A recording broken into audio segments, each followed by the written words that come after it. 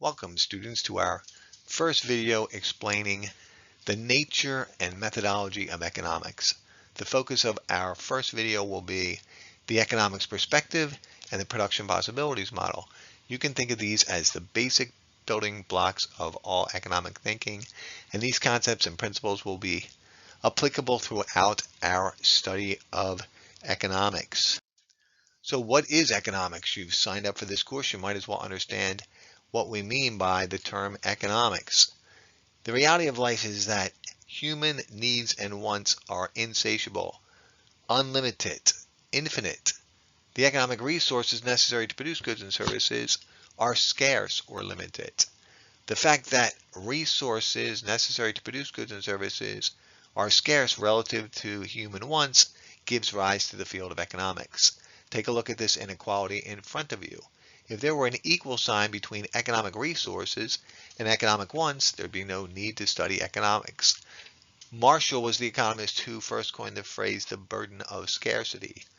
So land resources are the gifts of nature, such as timber, copper, oil, natural gas. Capital resources, machines, equipment, tools, factories, logistics systems, any manufactured aid used in the productive process, and labor, the mental and physical abilities of humans. There is one special type of labor, the entrepreneur. All of those resources are scarce relative to human wants. So if you took a management class, you may have heard of Maslow and his hierarchy of needs. Obviously, we need to fulfill our necessities, food, shelter, and clothing before we fulfill other human wants. But the fact that human needs and wants are insatiable and infinite, that we will never be able to produce enough to satisfy everyone, gives rise to the field of economics.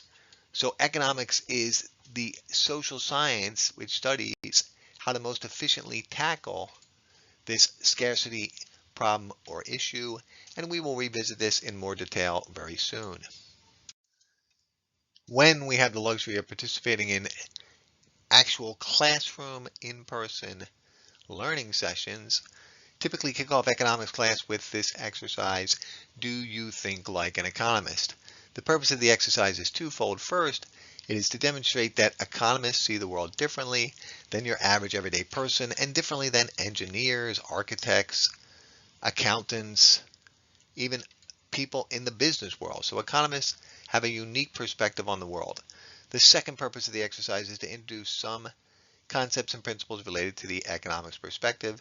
It's a fun and interesting way to discuss some of these ideas that are going to be relevant to our thinking throughout the course. So I usually ask students to look at these 10 statements, there's 5 on this slide and 5 on the next, and evaluate them as whether they are true or false. So if you would like to, you could pause the video right now and look at these 5 statements, and then hit play, and I'll show you the next 5 statements, and you could play along at home and write your ideas down on a piece of paper or on a computer and evaluate each statement as whether or not you believe it is true or false. But the line of reasoning is more important. And remember the purpose of the exercise. Do you think like an economist? So is the statement true or false based on the way an economist sees the world? So maybe pause the video for a second, look at these 5, and then hit play and evaluate the remaining 5 statements. So as promised, here are the other 5 of the 10 statements. Again, evaluate each statement, determine whether you believe the statement is true or false, and explain your line of reasoning from the perspective of an economist. Okay, if you decided to participate with the exercise and write down your ideas, or you're just watching the video through, let's go through the statements and discuss, do you think like an economist and how the economist sees the world? So notice that statement number 1 and statement number 2 both include the term scarce, and therefore we'll evaluate the economic idea of scarcity. What does an economist mean by scarcity? Some good or service, some resource is scarce if and only if it has 2 characteristics. It must be desirable and it must be limited. If either one of these characteristics is missing, that good or service or resource is therefore not scarce according to an economist. So if you look at statement 1, because it is desirable, sunshine is scarce. There's no doubt that sunshine is desirable. We all like a sunny day at the beach. Sun helps green plants convert carbon dioxide into photosynthesis. Oxygen is rather important to our existence, right? Sun powers solar energy, right? There's many uses for sun, but it's not scarce from the standpoint of an economist because it is a free good and it is virtually limitless unless you live to be 2 billion years old, right? There's no way to preclude anyone from absorbing the sun's rays. So it is desirable, but it is not limited. Therefore, and according to an economist, it's not scarce. Number 2, because it is limited, polio is scarce. Thank the Lord for Jonas Salk and his vaccination that eliminated the scourge of polio, which used to stricken thousands of people across the globe every year, typically in the spring. But the polio vaccine works amazingly well and has virtually eliminated polio from the list of diseases which affect mankind. So if you ask the average everyday person, is polio scarce? They would say, yes, it is. Hardly anyone gets polio anymore. But if you ask an economist, they will say, from an economic perspective, it's not scarce because it is not desirable. So statement 1 and statement 2 are both false. Let you in on a little secret here. All 10 are going to end up being false. Sorry to burst any of your bubbles if you played along at home. Number 3 and number 4 introduce an important economic concept to students, the idea of opportunity cost, the next best alternative. Decisions are valued by an economist by what is the next best alternative? What must you give up or forego whenever you make some choice? And in terms of resources, when resources are allocated to produce a certain good, they're no longer available to produce some other type of good or service. So therefore, the opportunity cost of how resources could have been used otherwise. So let's look at statement number 3. The main cost of having children is the money people spend on them for food, shelter, clothing, and other things. Undoubtedly, having children is expensive, but the real cost of having children is the time you give up, because it is a 24/7, 365 job to have children. Right? It's, if your child gets sick at 3 a.m., you can't say, "Oh, I'm not on duty tonight." Now, it is definitely a labor of love, but ask anyone who has children, the real cost is the time you give up. But there's an important idea behind this statement. The main cost of having children is the money people spend on food, shelter, and clothing. To an economist, there is always a cost. So if there is a cost to having children, by default, there must be a cost to not having children. And the cost of not having children is you do not get to share in all of those crazy experiences that are just wonderful, that parents live for and then for the rest of their lives will be affected by. So the birth of your child, the first time your child crawls and walks, and when your daughter or your son calls you mommy or daddy, and when your child participates in the ballet recital and graduates from kindergarten, right, and catches their first fly ball in right field and, writes a song for you or a poem, all of those amazing experiences. So if there's a cost to having children, there must be a cost to not having children. Number 4, the main cost of going to college is tuition, room, and board. We're going to use a little numerical assistance to prove that this statement is false.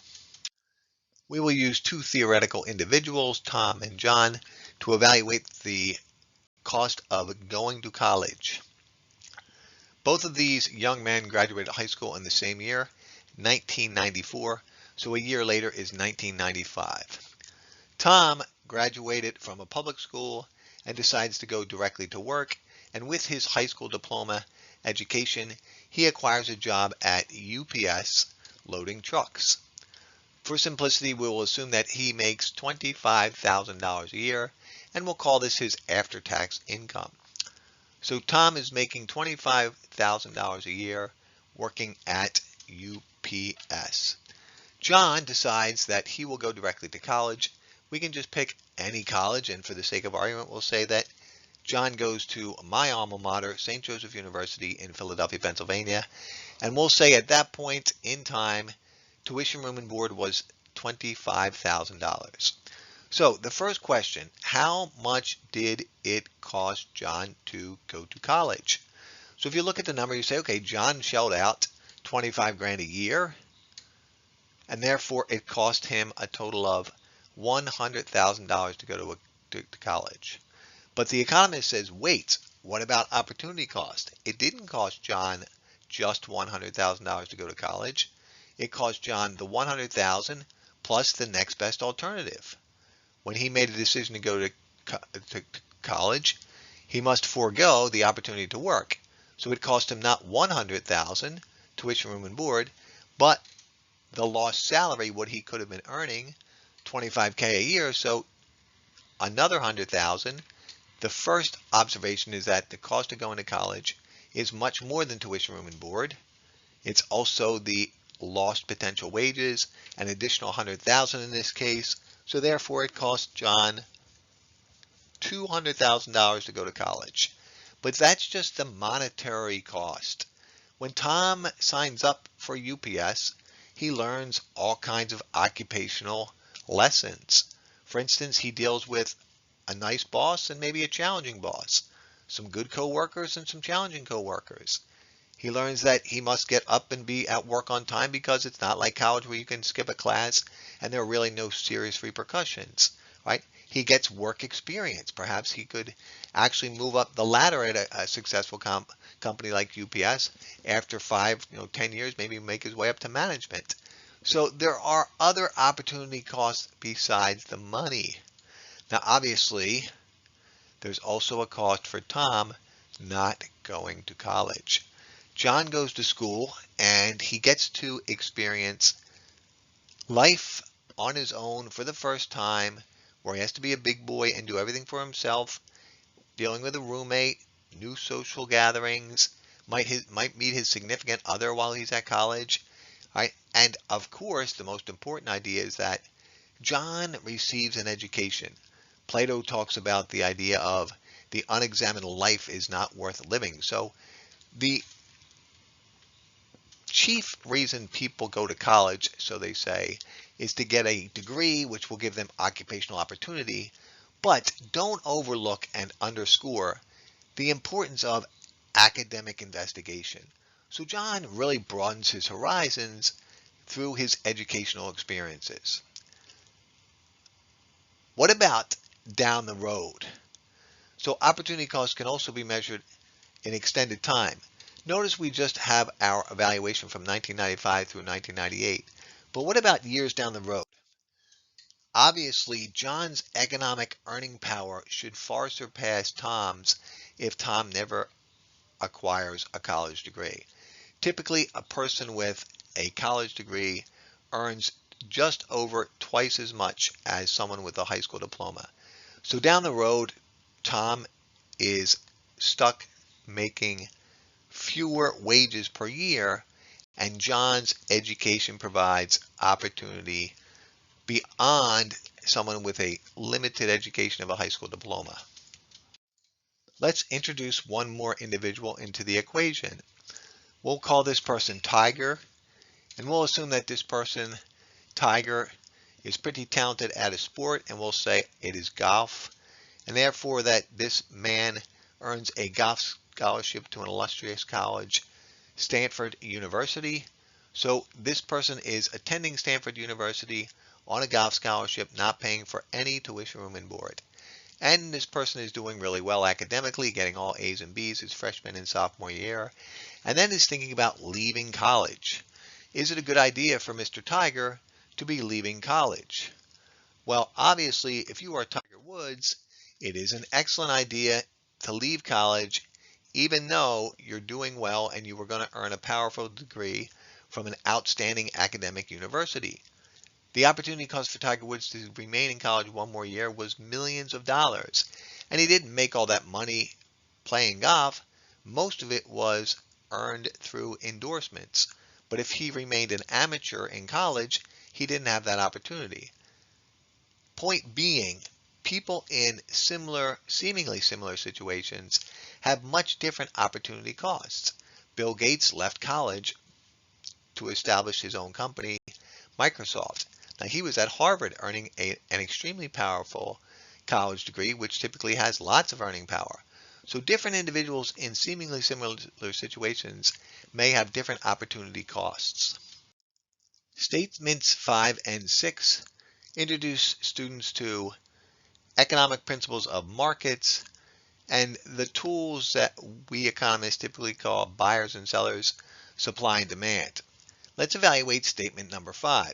If mass transportation fares are raised, almost everyone will take trains anyway. The term in this statement, which most people, by most people we mean non-economists, fail to interpret correctly, is the term fare. So when most people think, okay, if mass transportation fares are raised, they're thinking the price I pay to get on the bus or the train or the subway or the trolley. That is the typical understanding of fare. But if you're a person and you're taking the train and the price of the train goes from $1 to $2 per day, that 100% increase, some people might think, wow, that's a pretty lofty increase in the price, 100% increase. But if the train is comfortable, efficient, gets you to work on time, you can take a nap, you can read, you don't have to worry about the wear and tear on your car and parking, all that stress of driving removed from your life, who cares if the fare is raised? Economists, though, look at the term fare and say it can be interpreted as the true cost of riding the train, which may be, oh goodness, the trains are getting crowded or cramped. Oh goodness, the trains are getting dirty or it's an uncomfortable experience. Maybe the train fails to run on time and your boss tells you, look, you're a good employee, but if you fail to get here on time another day, we're going to have to talk about some type of corrective action plan, right?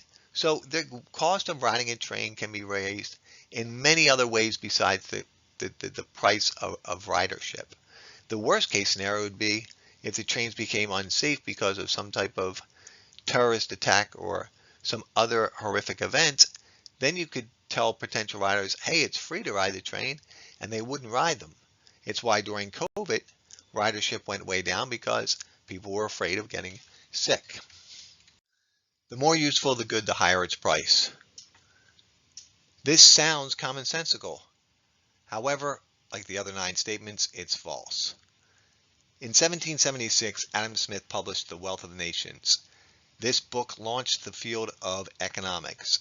In the book, Smith introduced the idea of the invisible hand and the efficiency of markets. Adam Smith was perplexed by what he called the diamonds to water paradox. What cost more? Obviously diamonds. What are more useful? Well, obviously water is way more useful than diamonds. Water is a life-sustaining liquid. Think about being stranded on a deserted island. What would you rather have delivered every day? A gallon of clean drinking water or a quarter-carat diamond? The major point of this observation is that the price of a good or service is determined by the market forces of buyers and sellers, demand and supply, not by the usefulness of a good. Statement number 7 and statement number 8 introduce an important economic idea, the principle that economists believe individuals and society benefit from voluntary trade. David Ricardo introduced a principle known as comparative advantage. Statement number 7 and statement number 8 both investigate the economics of voluntary trade and comparative advantage. Let's read and analyze statement number 7. If someone makes an economic gain, someone else loses. Let's use some math to examine the validity of that statement. If one person makes an economic gain, someone else loses. Economics is not a zero-sum game. That's not the way economics work. People can be simultaneously made better off, especially through voluntary trade. Let's assume we have a woman named Lucy, and Lucy is a lawyer. She is a criminal defense attorney in Philadelphia. She is renowned for her defense attorney skills. She charges clients $2,000 per hour, and she works 8 hours a day. But she is only able to charge clients 7 hours a day because she dedicates 1 hour towards administrative duties such as legal briefs, gathering information, and filing data that needs to be done for her to continue her law practice. Assume that Lucy can finish in 1 hour what it would take an administrative assistant to finish in 8 hours. The question is, should Lucy hire an administrative assistant? Let's assume Lucy hires Adam the assistant and pays him $50 an hour. Now it will take Adam 8 hours to finish the administrative duties that Lucy formerly completed in 1 hour. So 8 times 50, Adam is making an economic gain of $400 per day. But Lucy is also making an economic gain. The additional hour that she was performing administrative duties can now be dedicated to legal services. So her 8-hour day income increases from $14,000 to $16,000, but then she has to pay Adam, so she subtracts $400 from that additional $2,000, and she's made better off by $1,600. So both parties, Lucy and Adam, made an economic gain. If one person gains, another person loses, false. Two people and two societies can be made better off through specialization in trade and what David Ricardo called comparative advantage. Economists are big proponents of voluntary trade. Statement 8. If one nation produces everything better than another nation, there's no economic reason for the two nations to trade. False. Statement 8 is false for the very same reason Statement 7 is false. Voluntary trade can benefit a weaker nation just as it can benefit a stronger, more industrialized country. Comparative advantage. Countries should take their limited or scarce resources and concentrate their economic efforts in producing a product in which they have a comparative advantage. So for the same reason that Statement 7 is false, Statement 8 is false. Two nations can definitely be made better off through voluntary trade. Statement number 9. A non-regulated monopoly charges the highest possible price. First, what do we mean by monopoly? A monopoly is an industry dominated by one player. They're producing a product or a service for which there is significant demand, and there are really no substitutes for that product or service. Well, it turns out that the non-regulated monopoly will not charge the highest possible price. They'll charge the profit maximizing price. An example of this would be Microsoft in the 90s. Microsoft controlled 94% of operating systems in the world on computers, but they didn't charge the highest possible unit price for their operating system. They charged households somewhere around $100 for the new operating system because they were attempting to maximize total revenue and therefore total profit. Number 10. Most businesses don't care about consumers, they just want higher profits. Adam Smith again. 1776, Wealth of Nations, introduced an idea called consumer sovereignty. The idea is that ultimately in a free market capitalist society, consumers hold all the power because they vote with their dollars which goods and which services are ultimately consumed. Adam Smith would be a huge proponent of things like Amazon Review, where customers can openly and honestly discuss and tell future customers about products that they purchased, or Yelp, where you can write a review about a restaurant you experienced and be open and honest about the food and the service at the restaurant. So businesses that only care about profits will inevitably go out of business. So now we have completed our Do You Think Like an Economist exercise. We have a better idea of what economics is all about. On the left, the resources necessary to produce goods and services, land, capital, and labor. On the right, economic wants. The problem with our life here on Earth is that resources are scarce relative to the economic wants and desires of humans. We simply have to overcome this burden of scarcity. More formally, economics is the social science, which is concerned with how can we most efficiently use our limited or scarce resources to achieve or satisfy the most human wants as possible. The idea of social science is vitally important here. We are studying people in the everyday business of life. So this isn't chemistry or biology where we can neatly fit everything into a lab and we can scrutinize to the nth degree and run an experiment that we know the results are most likely to be the exact same every time we do it to 100,000 million times. We're studying people, which makes economics interesting. Now, every society has three components. The three components of society are households/individuals, businesses, and the government. The private sector of the economy is composed of the first two types of components, households/individuals, people like you and I. And then, of course, businesses. That's the private sector of the economy. The public sector of the economy is government, big G. It is vitally important to remember that the economic principles and concepts covered in this course apply to all three components of society. Now we have a basic understanding of what economics is all about. Inevitably, economic resources are scarce. It is impossible to avoid the burden of scarcity. The burden of scarcity forces society to make choices, and every time we make a choice, there is a cost involved. Once we put resources to work in one type of production, they are no longer available to be used somewhere else.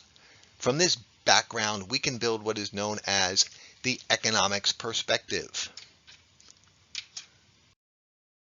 Building out the economics perspective, first concept is rational behavior. Individuals act in their own self-interest to maximize utility, the happiness, satisfaction, gratification that one receives from participating in an activity or consuming a good or service. Rational behavior also applies to businesses and government. Businesses act in their own self-interest to maximize profits, and theoretically governments should act to maximize the collective happiness of citizens within that nation. Now, a few caveats about rational behavior which are important. Rational behavior, one acting in their own self-interest to maximize utility, is definitely not the same as selfishness. We already proved this. Parents dedicate large quantities of their time for their children. That's completely unselfish behavior. Lots of human beings, millions of them in the United States, volunteer their time for the good of other people. So individuals who volunteer their time are acting in their self-interest because they believe that's what's maximizing their happiness. So rational self-interest is not the same as selfishness. Another important idea when you talk about rational behavior is that it doesn't mean everyone will make the same choice. There's some subjectivity to utility. 3 people graduate from high school, 1 goes directly to college, 1 goes into the military, and the 3rd person decides to enter the labor force and start working. They're all acting rationally. Economic thinking is marginal thinking. Put a big star next to this one. It's very important. Most decisions in life involve changes in the status quo. You're participating in an activity. The question is a little bit more warranted or a little bit less a good idea? Economists have a rule. Weigh marginal benefits versus marginal costs. So the next unit of consumption, the next hour of activity, the next actual time you dedicate to that particular event, you weigh how much additional utility you receive versus what you're giving up. So let's use an example. You're currently working out 8 hours per week. Does it make sense to dedicate another 2 hours to working out? Okay, well, obviously you'd be in better shape because you're exercising more. But what are you giving up? If you're giving up 2 hours of television, then the marginal benefit additional working out is probably a good idea. The exercise outweighs the television consumption time. But if you were using those 2 hours to study and you need them to do well on your grades, then the marginal cost probably outweighs the marginal benefit. For businesses, it's generally pretty straightforward. What's the marginal benefit of hiring another worker? That worker will increase output. How much can you sell the additional units of production? and you weigh the cost of hiring the worker versus the potential profits. Governments should use marginal analysis when they evaluate how they allocate resources towards social services, fire and police, roads, road improvements, social capital such as parks, right? Reducing pollution, education. Now, there's a caveat that's also important with marginal analysis. There can be too much of a good thing. In Philadelphia, there's a river called the Schuylkill River. It's not the most pristine body of water, but according to marginal analysis, it's as clean as it needs to be. Why is that the case? Well, additional resources would be necessary to make it cleaner, and that would mean less road improvement and fewer resources dedicated to education. Those type of social services are more important than making the river cleaner. Obviously, a cleaner river would not be a bad thing, but using marginal analysis, there would be too much of that good thing because the resources are better allocated somewhere else, weighing marginal cost and marginal benefits. Incentives matter. Change the rules of engagement and people's behavior will change.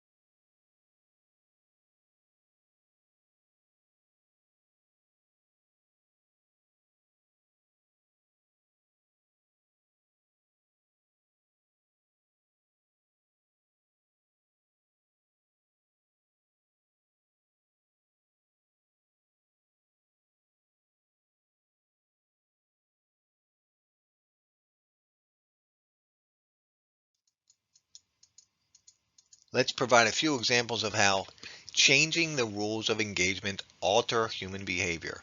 Incentives matter. Assume the Powerball or Mega Million reaches heights of $800 million. Even individuals who typically do not buy a lottery ticket are now incentivized to purchase a ticket. Consider the following. What if the federal government offered any individual who owes federal income tax a 10% reduction on their tax bill if they filed before the 15th of February?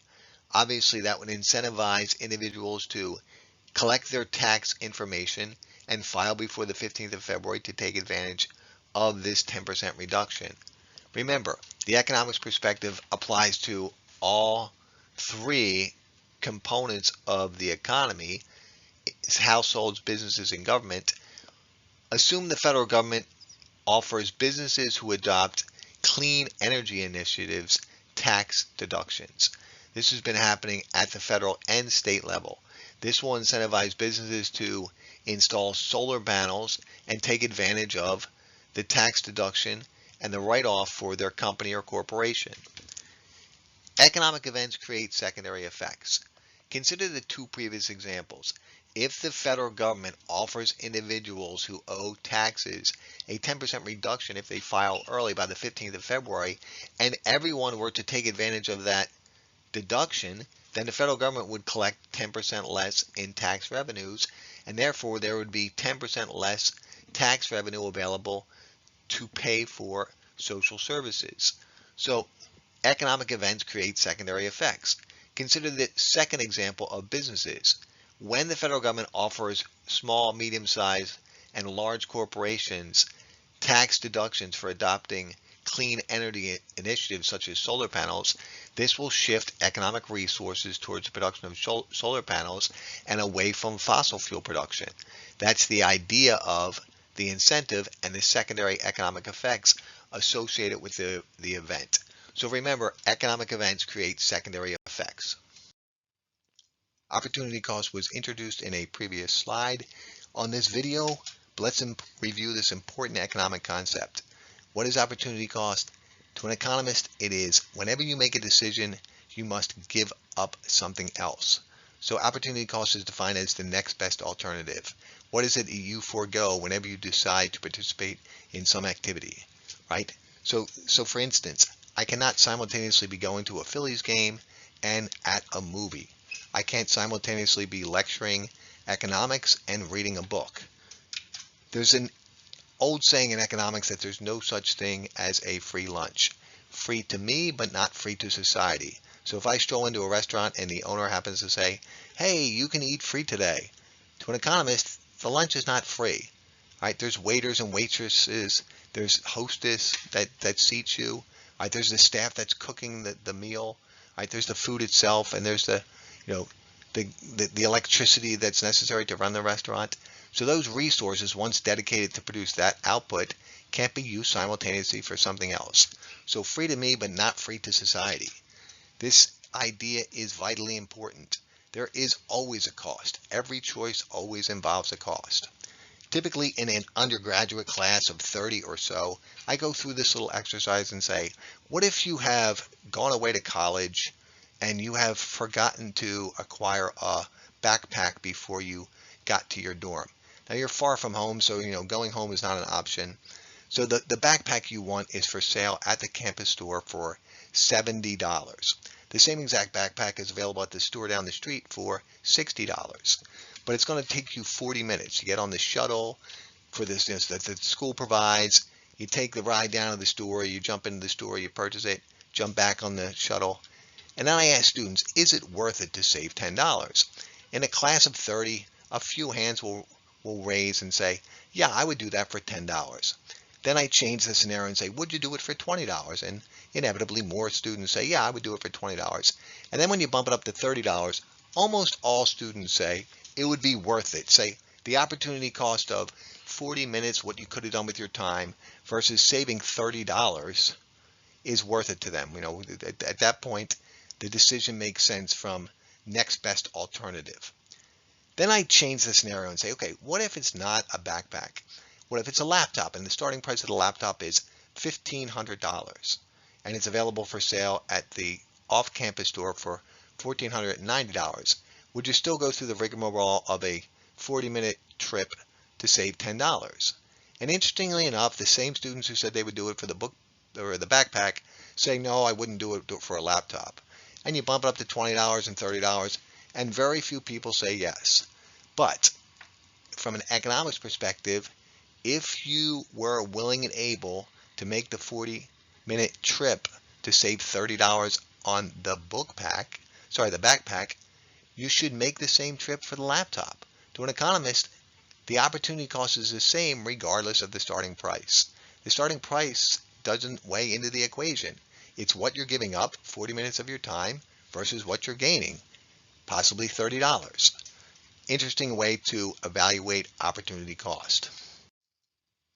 Economists have a saying, economics is the study of everything. So on this slide, we have healthcare, education, social security, defense, homeland security, war, environment, international trade, energy, poverty, income distribution, corporate individual taxes, and then moral issues such as euthanasia, stem cell, and abortion. Inevitably, economic theory applies to all of these fields. Scarcity, choices, costs. Why study economics? In addition to economics being the study of everything, the ideas and the policies that are proposed by today's politicians, people in the world of finance, people in the world of economics, ultimately harken back to the founding fathers of this field.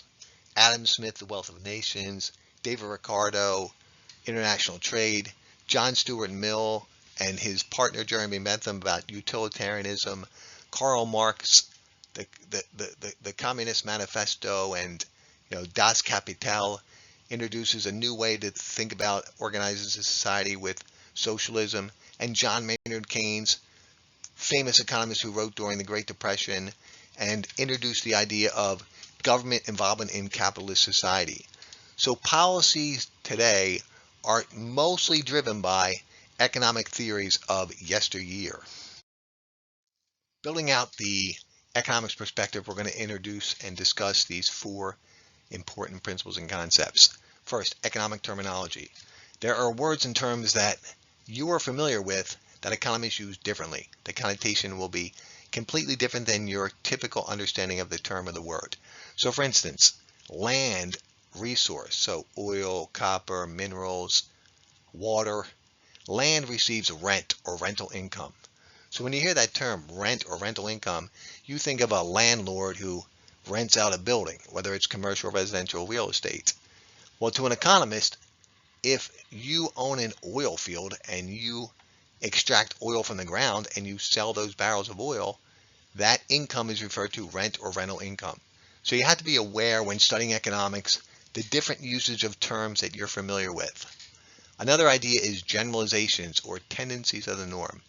When economists are trying to make sense of human behavior, 9 out of 10 tendencies of the norm, what most people would do in this situation, is good enough to build an understanding of behavior. So for instance, during a recession, the federal government typically cuts taxes to stimulate the economy. Most working Americans, that is to say 90% of Americans, will spend a decent percentage of that tax cut. We can't worry about Frugal Frank and Sally Saver, who save all of the money that they get in their tax cuts. To understand how the tax cuts will affect the economy, we have to go with the generalization, tendencies of the norm. Other things equal, ceteris paribus. Inevitably, there's lots of moving parts to the economy.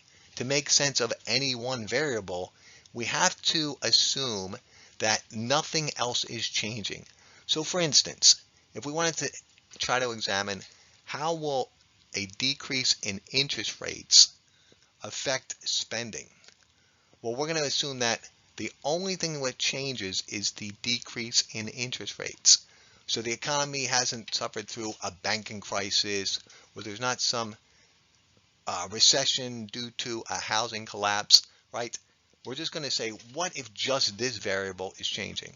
Now, obviously, that might not be reasonable, but to make sense as a starting point of investigating how changes in that one variable will affect behavior, we have to employ the ceteris paribus, other things equal assumption. Economic models and graphical expressions. Economists build models to make sense of the economy, and economists use graphs to express these models. When building models, we can't include every instance and every variable. So for instance, if you were going across the country and you weren't allowed to use your GPS and you used a map, the map's not going to have every fast food restaurant, every ATM, and every gas station. It has what's necessary, the big picture. Economists use the same assumption when building models. They put into the model what is necessary, knowing that they can't account for everything. Graphical expression, as we go through this course, you will be asked to analyze graphs, understanding that the graphs are a tool used by economists to express models, and models only have value if they help us make sense of actual human behavior. Economics is broadly divided into two subsets, microeconomics and macroeconomics. Microeconomics investigates the individual components within the larger framework and the decision-making process of those individuals. So popular topic in microeconomics involves areas such as the four market models of pure competition, monopoly, oligopoly, and monopolistic competition, and the efficiencies of those markets, the need for government regulation in a specific industry. Those are topics of microeconomics, the individual components within the larger framework of the economy. Macroeconomics, on the other hand, looks at the big picture in the aggregate, in total.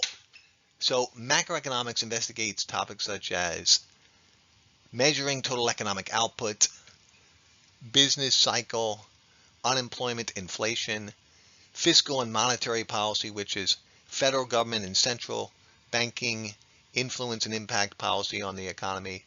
So this is a broad investigation into the overall economic performance of the nation. Inevitably, these two micro and macroeconomic fields are not mutually exclusive. So for instance, oil industry a microeconomic topic or a macroeconomic topic, you could argue it's only one industry, but the industry has a huge impact on the overall economy. So there are two broad divisions within the larger framework, but there is definitely some overlap as well. After understanding the difference between micro and macroeconomics, it's important to be introduced to what we mean by positive economics and normative economics.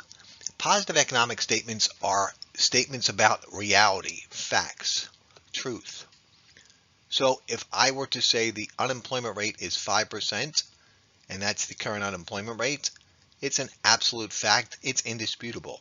Now this video is being recorded in March of 2023, and in the real world today, the unemployment rate is 3.6%. So there's no disputing the fact that in March of 2023, the unemployment rate is measured at 3.6%. The United States has been measuring the unemployment rate the same way since the end of World War II, so there's no arguing the unemployment rates.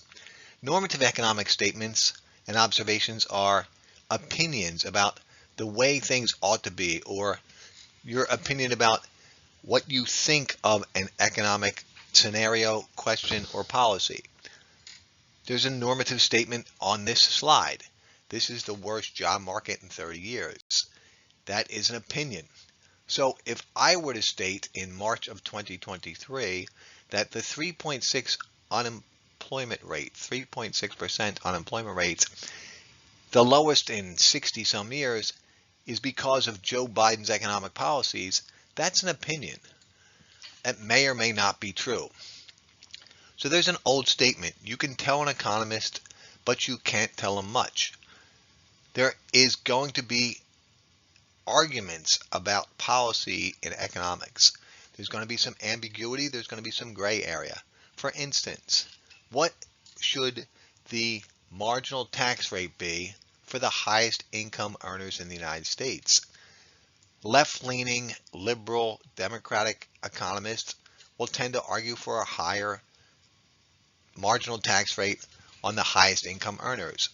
Right-leaning, conservative, Republican economists and politicians tend to argue for a lower marginal tax rate. Which one is correct? That's where the ambiguity comes in. That's where the normative economic debate enters the equation. And both parties can make sensible, logical arguments for their position, and that's why sometimes economics is both interesting and frustrating because of the ambiguity and the gray area of normative economics. Every nation, every country attempts to achieve, broadly speaking, 8 economic goals. Here's the problem with the 8 economic goals. Some of these are complementary and some of them are conflicting. That is to say, there are inevitably trade-offs. We discussed economics as the social science concerned with doing the best with the least, satisfying as many economic needs and wants as possible with limited or scarce resources. That's the reason why we have trade-offs. Let's discuss these 8 economic goals and introduce some economic statistics used to measure the goals. Economic growth. The statistics used to measure economic production for a nation is GDP, Gross Domestic Product. In 2021, U.S. GDP was $23.3 trillion, that's right with a T, trillion dollars. The average U.S. economic growth rate since World War II is about 2.8%, somewhere in that neighborhood. So if we have limited resources and unlimited economic wants, it's obvious that producing more means that we lessen this burden of scarcity. So economic growth is a reasonable and important economic goal. Full employment. Every woman and man who wants to work should be able to find access to employment, occupational opportunities. The average unemployment rate in the United States since World War II is just under 5%. And we will investigate unemployment in much more detail later. But it makes sense that providing jobs to people who are ready, willing, and able to work is a sensible economic goal. Economic efficiency. We will discuss three types of efficiency very soon when we introduce and examine the production possibilities frontier. Full employment of economic resources, productive efficiency, and allocative efficiency.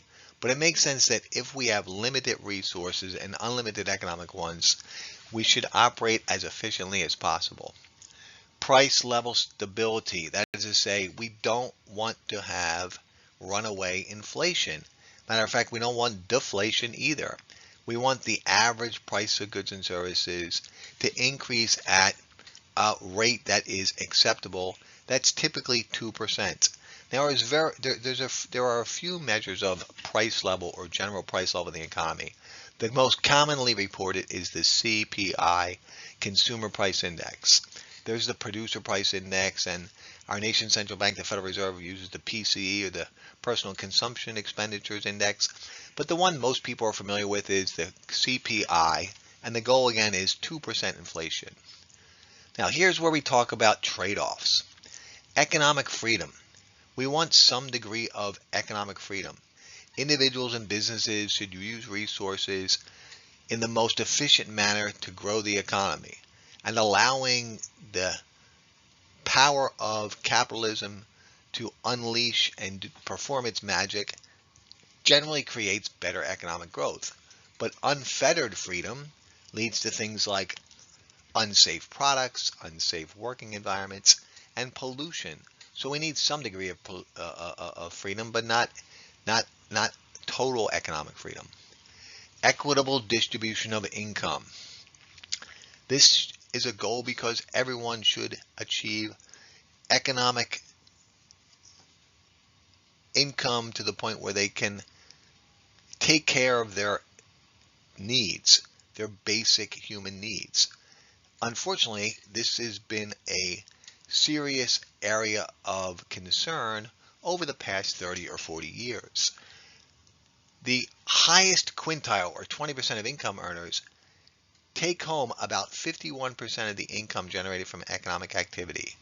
Then when you add up the income that's received or compiled by the lowest 3/5, the lowest three quintiles, that generally works out to be around 35% of the income. So we do not have equitable distribution of income.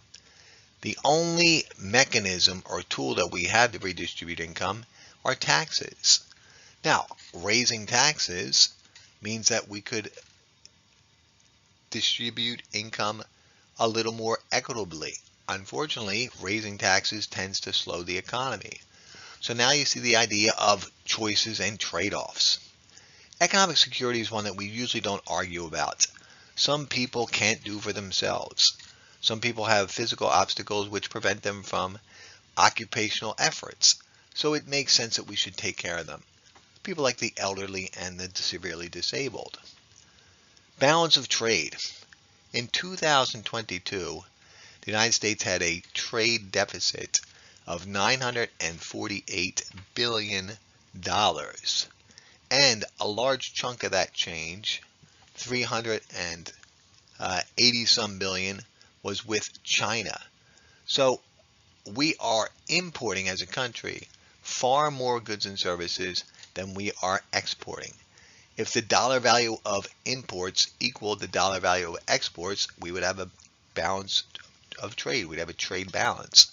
But when imports exceed exports, we have a trade deficit. And we have a rather significant trade deficit. Is the trade deficit and the very large trade deficit a problem? Especially considering that we have an extremely large trade deficit with one country, China. As economists, we want to avoid any pitfalls to logical or sound economic thinking. We call these the economic fallacies, and generally we introduce and discuss three of them. The first one is the fallacy of composition. The fallacy of composition goes a little something like this. What is good for the individual is good for the group as a whole. Now remember, that's a fallacy. It's not necessarily true. What is good for the individual is not necessarily good for the group as a whole.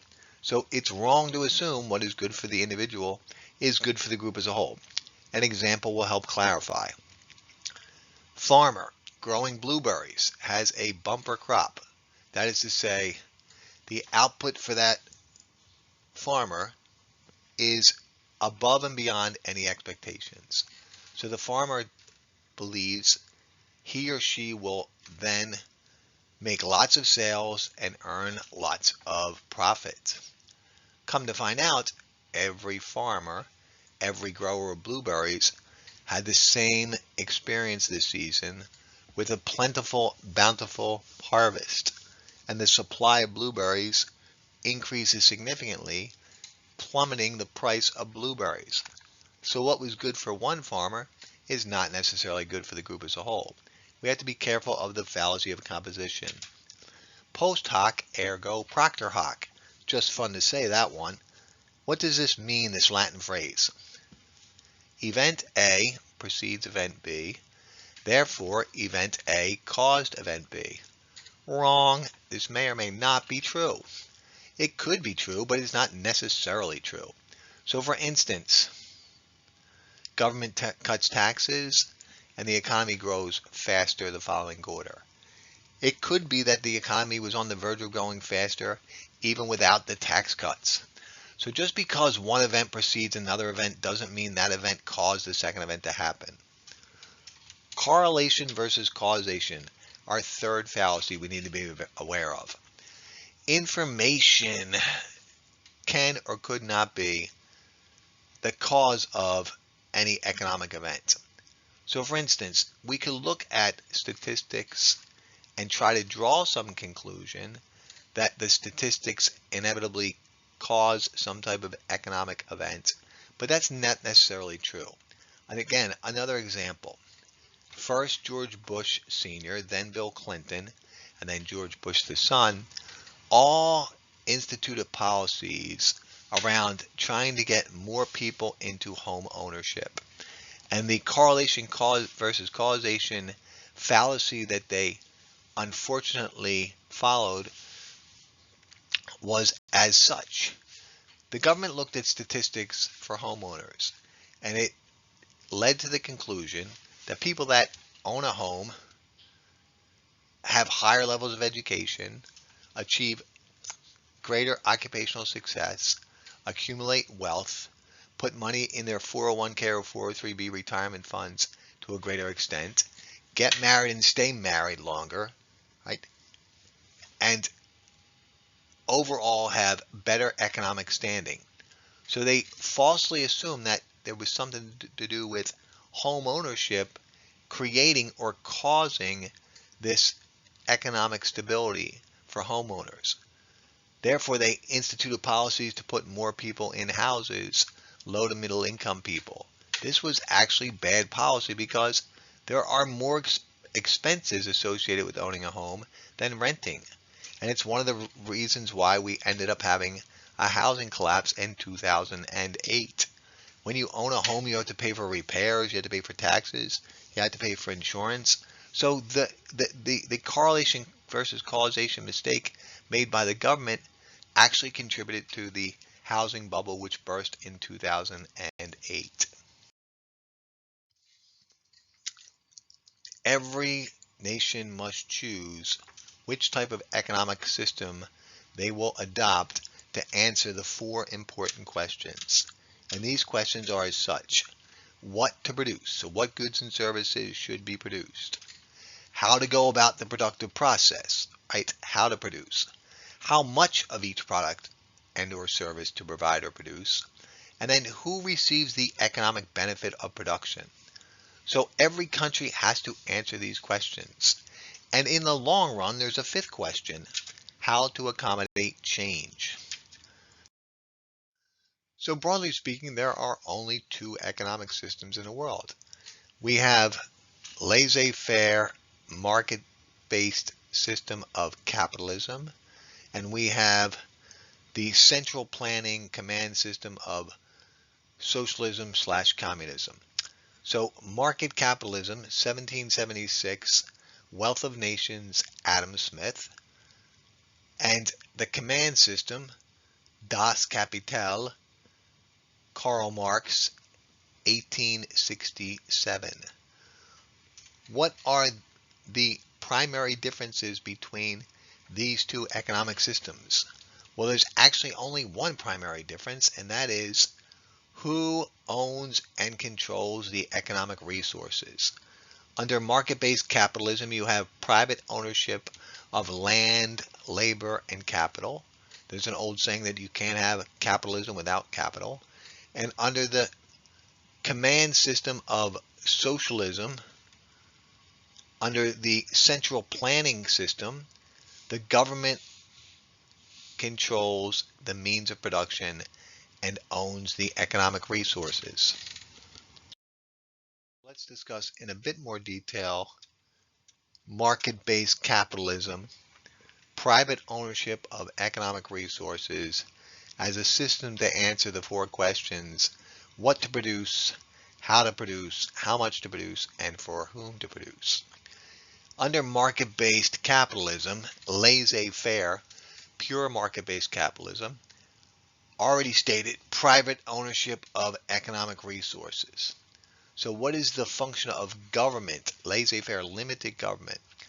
In a capitalist society, the government should maintain and guarantee the idea of private property that incentivizes individuals to improve their private property, and it frees individuals from worrying about someone unlawfully acquiring their property.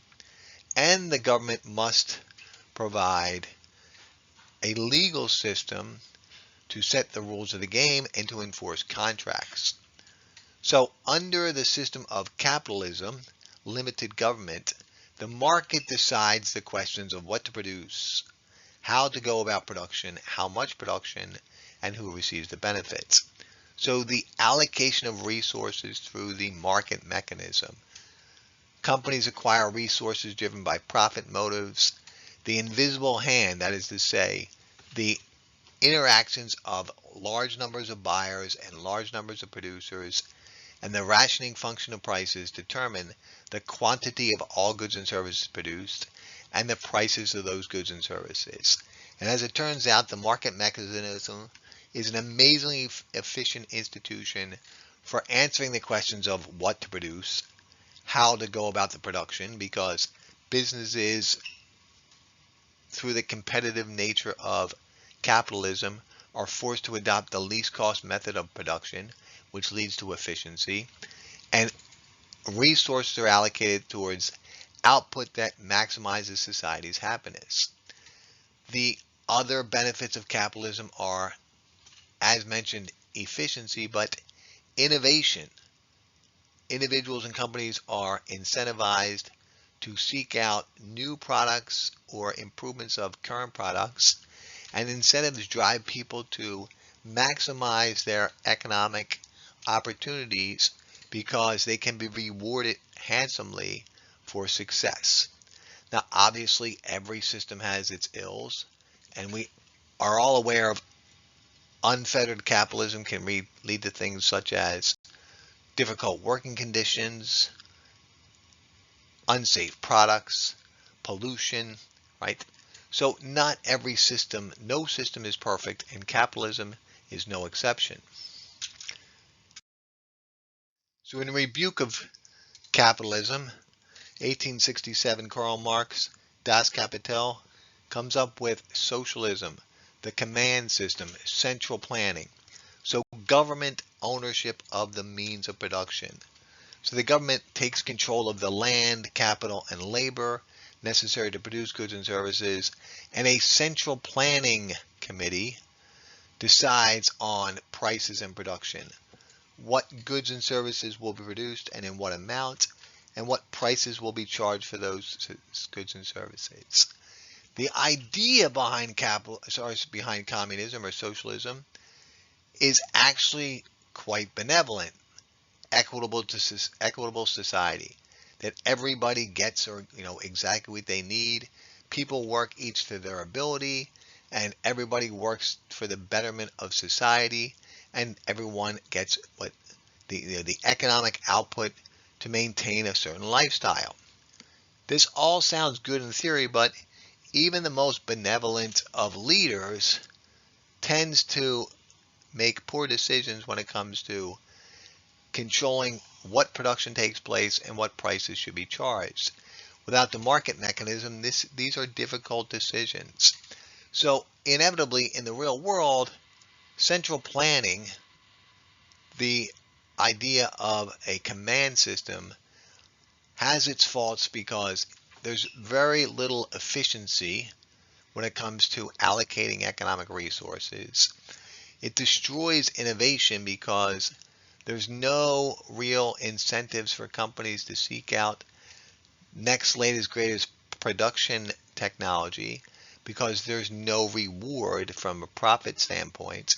And even from an individual incentive standpoint, if I'm going to be paid the same as the person who works the hardest in the factory, why am I incentivized to work? So in theory, socialism sounds wonderful, especially with this idea of each to his ability, but in reality, it's not easy to pull off. Economic theory versus economic reality.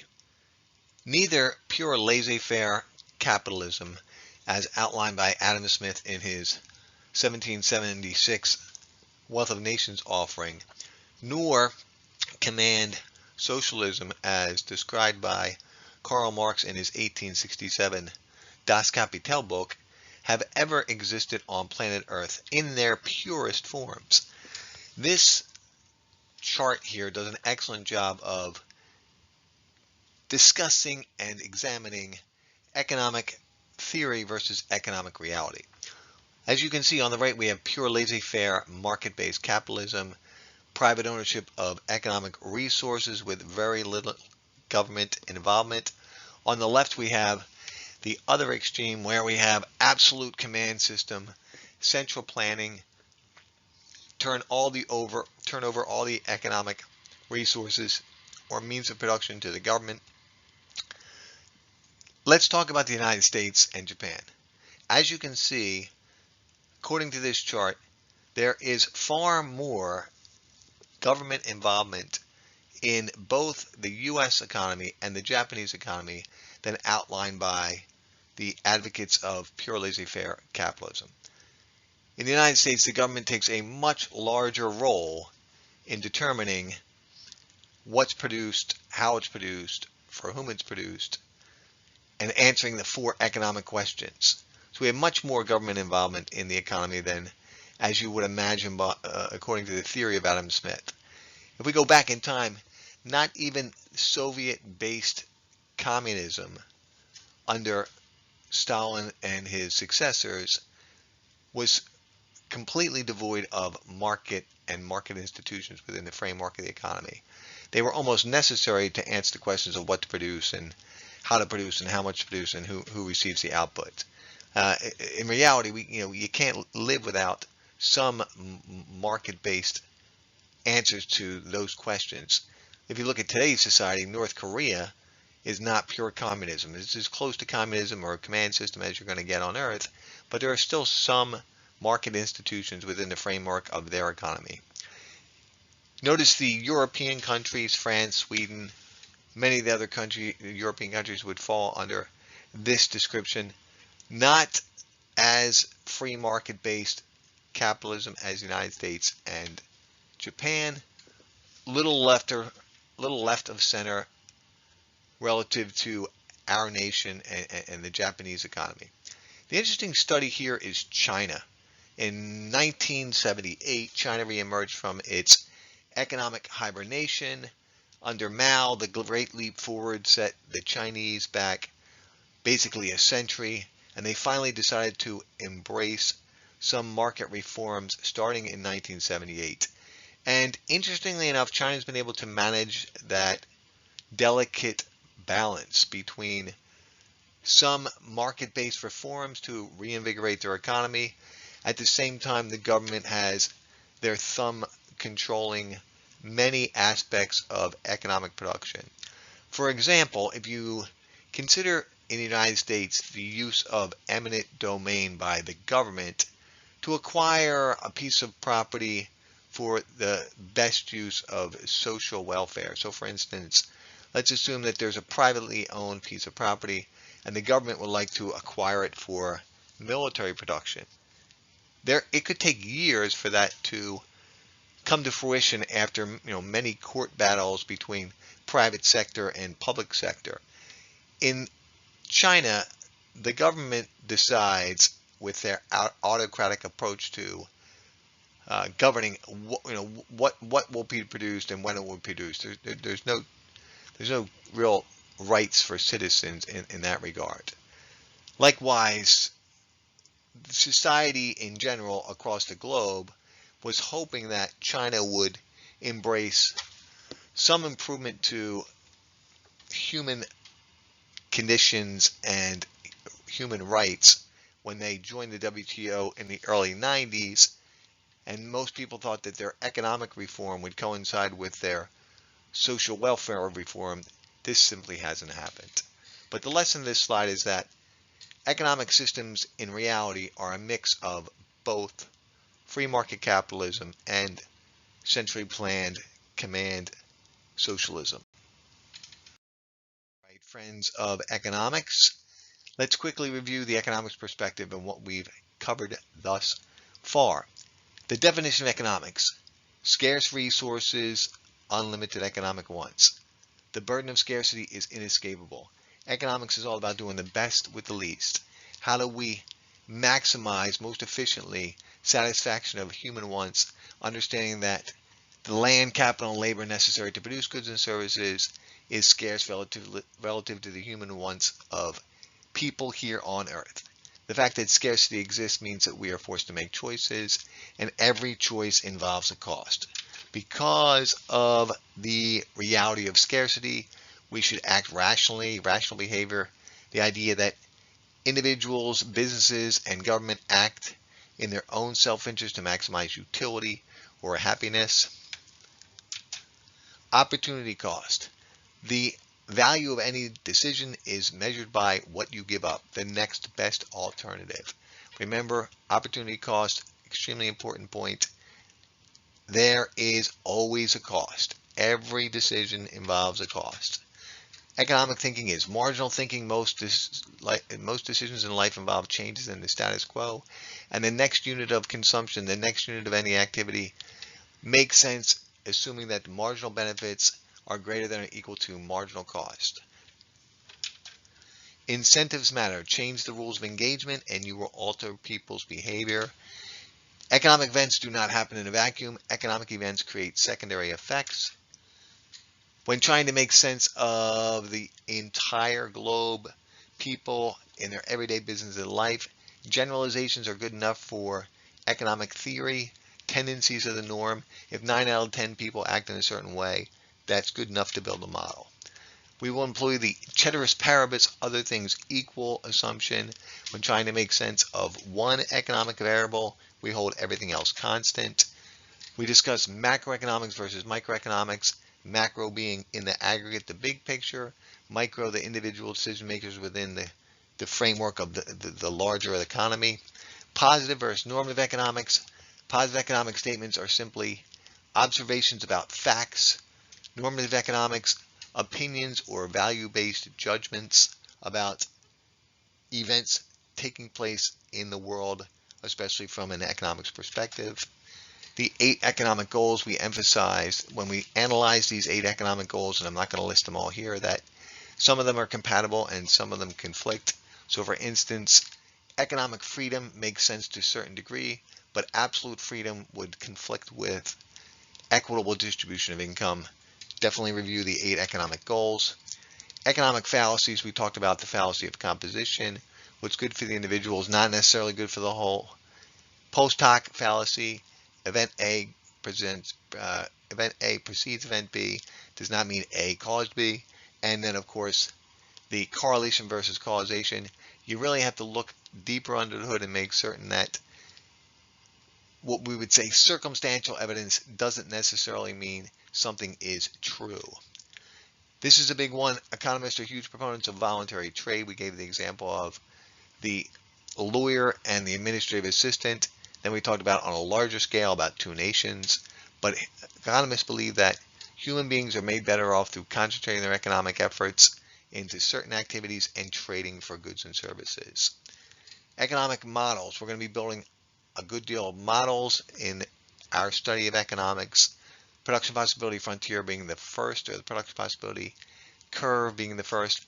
And models only are worthwhile to our study of economics if they predict actual outcomes or are decent at providing some economic insight to events. We talked about the different economic systems, capitalism versus socialism, and the big difference being who owns or controls the resources. Under the system of capitalism, you have private ownership of economic resources. Socialism, or the command system, centrally planned government control of the means of production.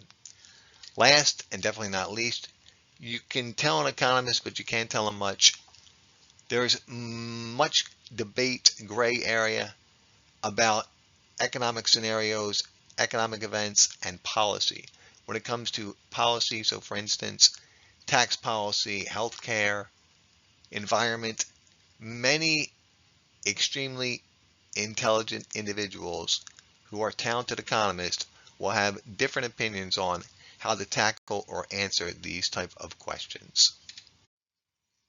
We have been speaking qualitatively about unlimited human wants relative to scarce or limited resources, and the economics perspective of how to most efficiently address the burden of scarcity to maximize satisfaction of human wants.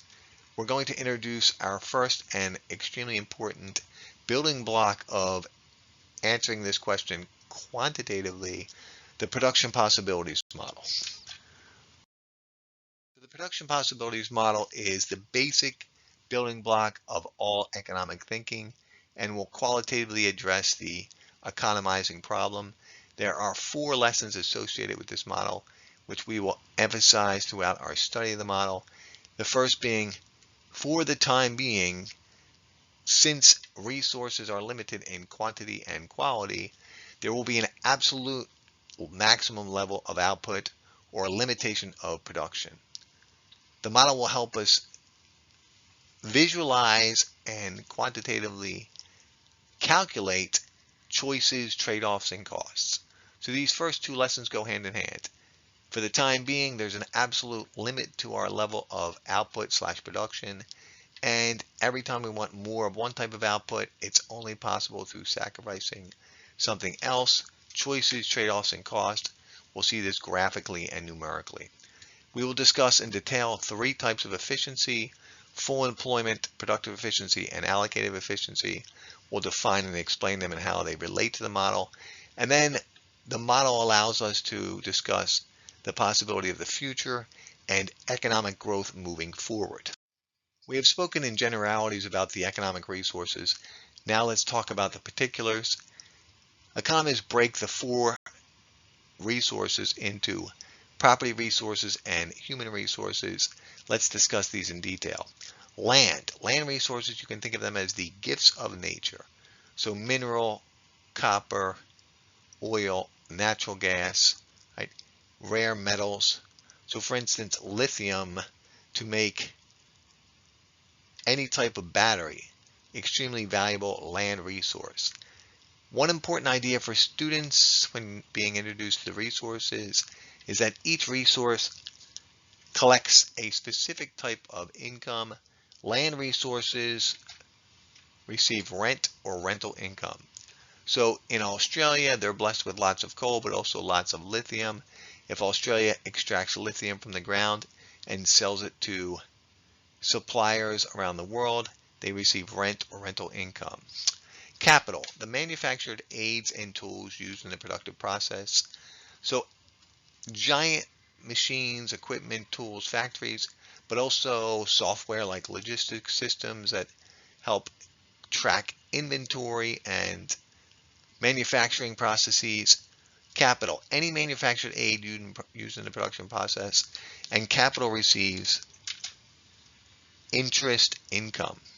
The human resources, labor, the physical and mental abilities of us peoples So whether you are working with your hands to create things or with your brain to help produce things, both are vitally important to the economic productive process, and land receives wages, which includes both your salary and your fringe benefits. The entrepreneur is a unique type of human resource. Unique in what way? Well, John Baptiste Say, French economist, read Adam Smith, and kind of noticed that Adam did an excellent job of discussing markets, but didn't really go into any detail about who decides how the resources are allocated and what goods and services are ultimately produced.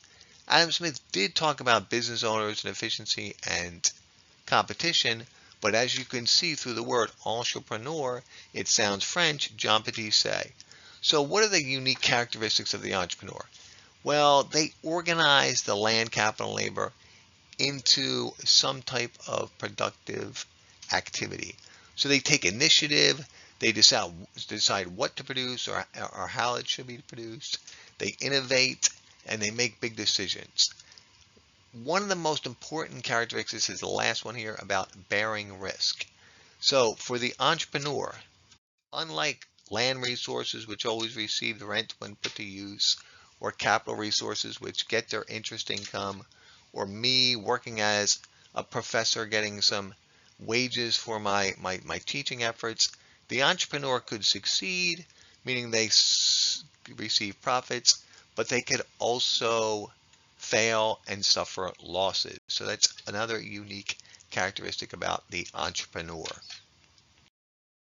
We need to examine and explain all four of the important economic lessons associated with the production possibilities model. But we will introduce a production possibilities curve and concentrate our learning efforts on the first two, limitations of production for the time being, given the fact that we have fixed resourcing quantity and quality and fixed technology, and we will demonstrate graphically this important economic concept of choices, trade-offs, and costs. Let's examine and explain the first two lessons of the production possibilities model. Limitations of economic production and choices, trade-offs, and costs by introducing a production possibilities curve. What is being measured on our vertical axis and the horizontal axis of this production possibilities model? Vertical axis is labeled robots. Robots are capital goods, potential output of machines, equipment, tools, factories. Remember, capital goods are manufactured aids used in the production process. So the vertical axis measures potential output of capital goods. Capital goods satisfy economic wants indirectly and over time. The horizontal axis, labeled pizzas, that represents potential production of all consumer goods. Consumer goods and services satisfy economic wants directly and immediately. So society has an absolute limitation of production for the time being because, ding, resources are fixed, both in quantity and quality, and technology is fixed. At this present moment in time, we have a best methodology for producing goods and services, so the technology we can implement to produce goods and services is also fixed. So the black curve, A through E, represents potential economic production when the economy is firing on all cylinders. For the time being, we have an absolute limitation to the economic output which can be generated by society, and that is because of, for the time being, fixed resources in quantity and quality and fixed technology. Next, we will talk about choices, trade-offs, and costs, the second lesson associated with the production possibilities model. If society dedicated all of their land, capital, and labor to produce robots, capital goods, it would be producing at point A as an apple. If society produced just consumer goods, it would produce at point E as an elephant. So you can see that in between A and E, the curve represents potential combinations of these two types of output, and society has to make choices. Let's assume we start at point D as in dog. It is important to notice that the only way society can achieve an increase in the production of one type of output is sacrificing the other type of production. So if we started at D as in dog, production of more pizzas, consumer goods, is only possible by giving up robots, capital goods. Likewise, if we start at D as in dog, it is only possible to produce more robots, more capital goods, by sacrificing consumer goods, pizzas. We will re-examine this important idea of choices, trade-offs, and costs numerically, but it's important to identify it graphically. Let's progress to lesson number 3, associated production possibilities model, economic efficiency. We will discuss 3 types of economic efficiency that can be demonstrated by the model. So, 3 types of efficiency: full employment, productive efficiency, and allocative efficiency. First, some definitions and explanations. Next, explaining these 3 different types of economic efficiency by relating them to the production possibilities model. Full employment simply means putting to use all of society's available resources. So for the time being, we have a fixed amount of land, capital, and labor available to produce goods and services. Full employment simply means putting to use all available resources. Productive efficiency, producing any good or service or capital good using the least cost method of production. So think of any product in your world. It can be something simple such as a ceiling fan. So if you look at a ceiling fan, it's okay. Land resources, capital resources, labor resources necessary to produce that product. If we can produce that ceiling fan using $40 worth of resources, do not use $44 worth of resources. This would not be productive efficiency. Productive efficiency means using the least cost method of production when generating any type of economic output. And it harkens back to our definition of economics. Limited resources, unlimited economic wants. Might as well use those resources most efficiently to maximize society's happiness. That means use the least cost method of production. Implement the methodology of producing goods and services which will use the least amount of resources necessary to generate that type of economic output. Allocative efficiency has a specific connotation. The first 2 are rather straightforward to explain. This one is slightly more challenging. Allocative efficiency refers to the mix of output, the combination of production, which maximizes society's happiness, satisfaction, gratification. Now, 2 important ideas about allocative efficiency. First, it is a normative decision. In other words, it is opinion-based because utility is subjective, what brings happiness to people's lives. Second, to achieve allocative efficiency, society must weigh the marginal benefits of producing another unit of output versus the marginal cost of how those resources could have been used otherwise. We will demonstrate this again graphically, and we will discuss in more detail marginal benefit, marginal cost approach to determining allocative efficiency. So how does the production possibilities model help us understand these 3 types of efficiency? Let's first talk about full employment and productive efficiency. Remember, the black curve, ding, represents potential economic output for the time being given our fixed resources in quantity and quality and our fixed technology. To achieve any potential maximum level of output, any potential maximum level of production, we must put to use all of our available resources. So if we're operating anywhere along our black production possibility curve, means we are using all available land, capital, and labor. Remember, the entrepreneur is a special type of labor. Likewise, if we're producing anywhere along the curve, we are going to adopt the least cost method of production. We will employ the least number of resources necessary to produce any specific type of economic output. So anywhere along the curve, we're achieving full employment and productive efficiency. What about allocative efficiency? Remember, allocative efficiency refers to the mix of output, the combination of goods and services, capital goods, which will maximize society's happiness. So theoretically, allocative efficiency could end up anywhere on our curve, but in reality, it could not be point A or E. We can't have all robots, all capital goods, and we can't have point E, all consumer goods. We need machines, equipment, and tools and factories to produce economic output in the future. Therefore, E is not going to be allocatively efficient. Neither would point A, all robots, because we need food, shelter, and clothing. We need consumer goods. So what point on this curve is allocatively efficient? Which exact combination of output would maximize society's happiness? Which combination of consumer goods and capital goods maximizes utility? Remember, two ideas. First, it's a normative decision based on the opinions of all the citizens in that society. And second, society weighs marginal benefits versus marginal cost to determine allocative efficiency.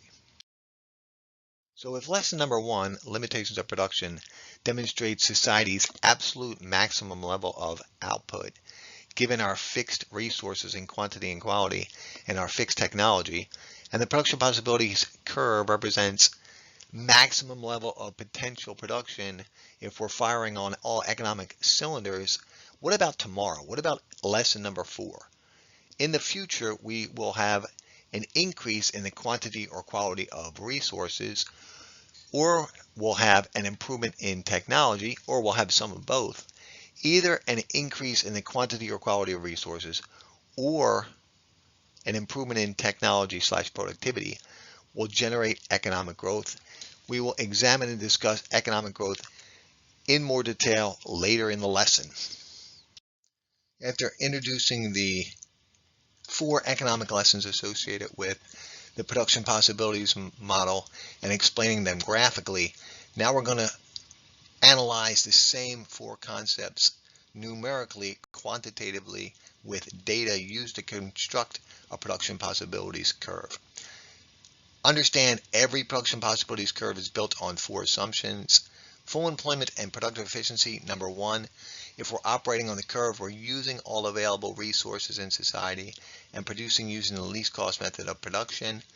Number 2, for the time being, the curve represents the best we can do because fixed resources in quantity and quality and fixed technology are our 3rd assumption. And the production possibilities model will always demonstrate trade-off between 2 types of output. Remember, these 2 types of output can be broadly defined. Before we dive into the quantitative approach of the production possibilities model, remember our first 2 lessons. Limitations of production. For the time being, given our fixed technology and our fixed resources in quantity and quality, there's an absolute maximum level of production which can take place in any society. Likewise, choices, trade-offs, and cost. If we want to produce any more of one type of output, it's only possible through sacrificing the other type of production. Having introduced the 4 economic lessons of the production possibilities model graphically, visually, let's examine these ideas numerically, quantitatively. So we're going to examine the data that was used to construct the production possibilities curve that we just discussed. 2 types of output, pizzas and robots. Remember, pizzas represent consumer goods. Consumer goods satisfy economic wants directly and immediately. Robots, capital goods. Capital goods satisfy economic wants indirectly and over time. Now, theoretically, there are an infinite number of points on the production possibilities frontier. We identify 5 points to teach the economic lessons. Let's discuss what's happening at point A as an apple and point E as an everyone. At point A as an apple, society is just producing capital goods. All the resources, land, capital, labor, are being allocated to produce robots. No consumer goods, no pizzas. At point E, the opposite is happening. We're producing just consumer goods, just pizzas, and no industrial robots. But we probably want some combination of both types of output to achieve allocative efficiency. Now we must discuss an important idea. We're going to quantify choices, trade-offs, and cost. we're going to calculate the opportunity cost of one type of output in terms of foregone production of the other type of good. So let's start at point A as an apple and say, okay, what is the opportunity cost of producing one pizza? If we shift some resources away from producing industrial robots and we use those resources to produce pizzas, how much does it cost society in terms of foregone level of capital good production? So if we move from A as an apple to B as in boy, you notice that pizza production goes from 0 to 1. But it costs society 1 robot. Industrial robot production, capital goods, falls by 1, from 10 to 9. So producing that first unit of pizzas costs society 1 robot. Let's make another marginal choice. What if we're at B as in boy and we say we want additional consumer goods? We want more pizzas. So we move from B as in boy into point C as in cookie. Notice again, pizza production goes up by 1 unit of output from 1 to 2, and robot production falls this time from 9 to 7. So the second unit of pizza costs society 2 units of capital goods, 2 robots. C to D, what happens? Pizza production up by 1 from 2 to 3. Robot production down by 3 from 7 to 4. And from D to E, notice what happens. That fourth unit of consumer goods pizzas cost society 4 robots.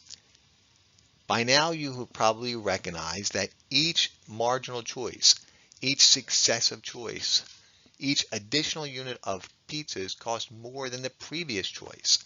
Economists refer to this idea as the law of increasing opportunity cost. From A to B, the first unit of pizzas cost only 1 robot, the second 2 robots, the third 3 robots, and the fourth unit of consumer goods cost 4 robots.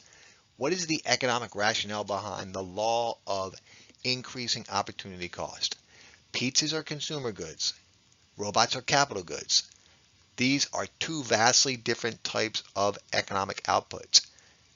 The economic resources necessary to produce these 2 types of output are not readily adaptable or shiftable, interchangeable between the 2 types of production. If we were using all the resources to produce industrial robots and then we shifted them into pizzas, consumer good production, we would have to reconfigure the way these resources were being used.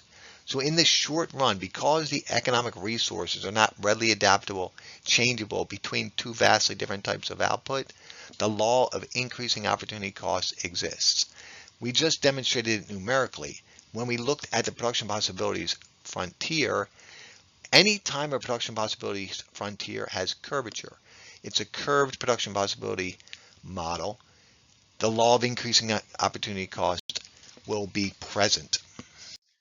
In the previous slide, we calculated the opportunity cost of each successive unit of pizza production in terms of foregone robot production.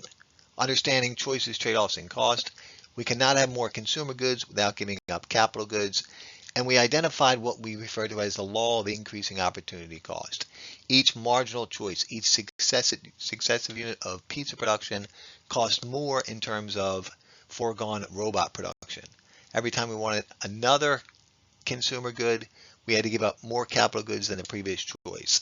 The economic rationale behind the law of increasing opportunity cost: in the short run, economic resources are not readily adaptable or changeable between these 2 vastly different types of production.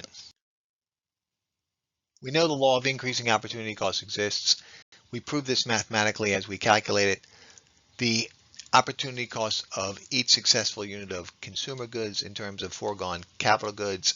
We also said that any production possibility curve which has concavity or is curved, it's not linear, demonstrates the law of increasing opportunity cost. But let's calculate this mathematically, moving in the other direction, starting at E as in everyone and moving back towards A as an apple. This exercise also helps students understand how to correctly calculate opportunity cost every time you're asked to do this little exercise. So if we start at point E as in everyone, and we move towards D as in dog, We say, okay, how much does each robot cost in terms of foregone pizza production? Here's the goof-proof approach to calculating opportunity cost. Whatever you're getting, put it on the denominator, the bottom of your fraction. Whatever you're giving up, put that on the numerator, the top of your fraction. So notice it says when we move from point E to D on the curve, each robot cost 1/4 of a pizza. We got 4 robots in total. We gave up 1 pizza in total. Therefore, each robot cost 1/4 of a pizza. Using similar logic as we move from point D as on the curve to C, so from point D as in dog to C as in cookie, this time we get 3 additional robots. We give up 1 pizza, so each robot cost 1/3 of a pizza. Notice the law of increasing opportunity cost.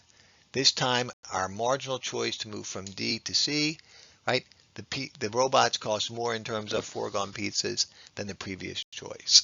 From C to B, each robot costs 1/2 of a pizza. And then finally, moving from point B back to point A, that final robot costs a whole pizza. So the law of increasing opportunity cost exists because of the economic rationale that for the time being, economic resources are not readily adaptable or shiftable, interchangeable between 2 vastly different types of output. Let's take a closer look at our production possibilities model. Graphically, A through E, we just talked about this numerically, quantitatively. We talked about the idea of choices, trade-offs, and costs, and we calculated opportunity cost of one good in terms of the other type of output. What about any point inside of the curve? Notice this yellow area. We label this, as economists, attainable but inefficient, which means we could produce at that level of output, but it's inefficient from the economic standpoint of full employment. That means anywhere inside the curve, we're not using all of our available resources. We could be having more of both types of output. So in macroeconomic terms, if we are operating inside of the production possibilities frontier, the economy is in a recession. Some of our land resources, some of our capital resources, some of our labor resources that could be used in the productive process are currently sidelined. We could be doing better. Any point outside the curve represents, for the time being, desirable but unattainable. Remember, when constructing the production possibilities frontier, limitations of output, we have fixed resources in quantity and quality and fixed technology. W is outside of the curve because, for the time being, we would never be able to achieve that level of economic production. In the future, we might be able to shift the curve to the right, achieving economic growth, but for the time being, W represents a desirable level of output, meaning we'd love to produce that level of capital and consumer goods, but unattainable given our fixed resources in quantity and quality and our fixed technology. Now, there is one caveat.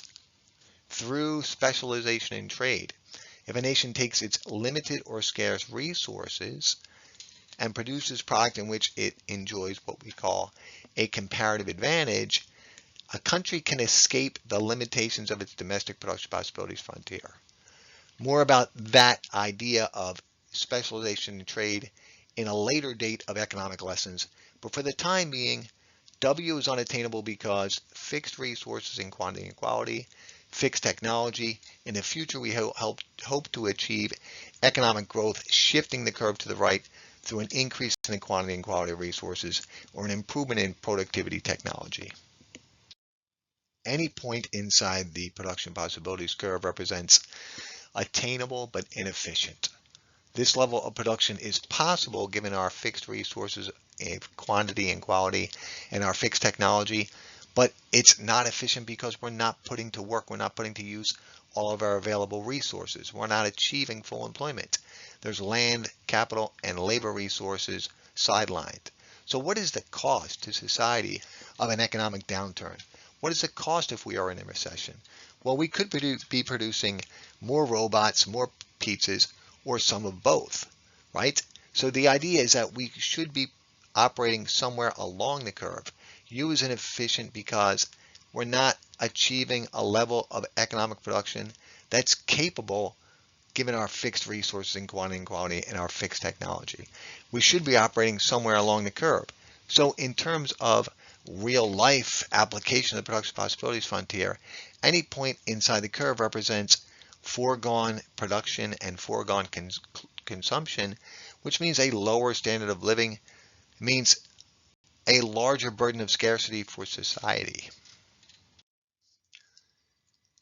So our production possibility frontier represents the best we can do for the time being. Limitations of production. We already discussed choices, trade-offs, and costs. But what combination of output maximizes society's happiness? Any point along the curve is attainable and efficient. But which combination of capital goods and consumer goods, which combination of robots and pizzas leads to maximum satisfaction of utility from the standpoint of society? In other words, which point on the curve is allocatively efficient? Remember, the definition or explanation of allocative efficiency, the mix of output which maximizes society's happiness utility. Now, if you look at this curve, you might say, well, point D, as in dog, represents a pretty equal distribution of outputs. Almost 50% of our resources allocated towards capital goods and consumer goods. But remember, allocative efficiency is a normative decision.